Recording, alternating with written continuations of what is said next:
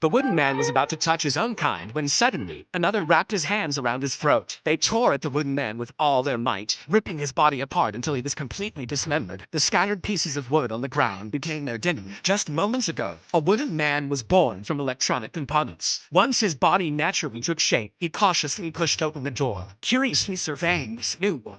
The sight of his fallen brethren's corpses left him puzzled. Suddenly, he felt a pang of hunger and picked up a piece of broken branch to eat. As he did so, the defects in his body healed, and he was instantly filled with strength. This made him realize that he sustained himself by eating wood. After his meal, he noticed a newspaper on the ground. He casually recited the spell written on the paper, and suddenly, the circuit board stirred, quickly producing another new wooden man. He slowly approached the second wooden man, and upon discovering a hole in his belly, the first wooden man kindly offered him a piece of wood. However, the second wooden man sniffed it and deemed it too small. He directly bit into the first wooden man's hand. At that moment, the first wooden man had a brilliant idea. He suggested they collaborate. He would go over there and recite the spell to produce new wooden men, while the second would hide behind the door and wait for an opportunity. The first wooden man had just finished reciting the spell when a new wooden man appeared. As he pushed open the door, the first wooden man waved enthusiastically at him. The new wooden man approached without any suspicion, but before he could take 2 steps, the second wooden man locked his throat. The poor fellow had just arrived in this world and already eating someone else's food.